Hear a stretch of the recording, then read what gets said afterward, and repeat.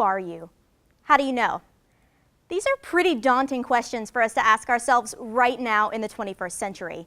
But what happens when you start asking these questions of someone who lived nearly 1,000 years in the past and who maybe didn't leave any kind of narrative sources, like a diary, to give you any kind of a roadmap?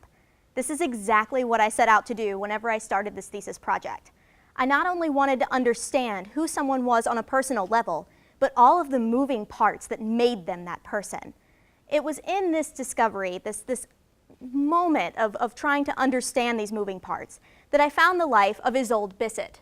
Now, what made her interesting was she never obtained a crown, but Isolde Bissett in her lifetime, straddling the 12th and 13th centuries, was able to obtain substantial amounts of wealth, become an abbess, and own all of these properties individually from any help of men in a time when it was completely illegal for women to have a voice.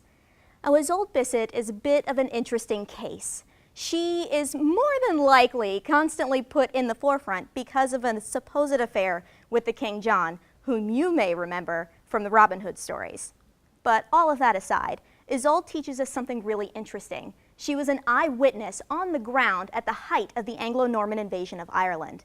Now, just to place you, this would be around 1169. And the reason that I've decided to use moving parts instead of this idea of identity as a fixed point is this concept of ethnogenesis. All that means in broad strokes is the building of an identity. So Isolde is able to show us all of the inconsistencies that a person is, everything that makes us us. We tend to look at history as a narrative of rise and fall, all of these inconsistencies that don't make any sense. It was only through going through these non-narrative sources, like law codes, or other sources that I had, specifically in Middle Irish, Old French, and Latin, not exactly light Sunday afternoon reading, that you start to see all of these moving parts in action. Isolde was able to navigate 3 countries, obtain rights to not have to marry, and do all of these things without the help of men. How exactly does she do this? Well, it's all of these moving parts, and I think by studying Isolde and her movement through England, Ireland, and Scotland, we're not only able to better understand identity in the Middle Ages in a time before nationalism, but we're able to better understand ourselves. We wrestle with the exact same inconsistencies. Who are we?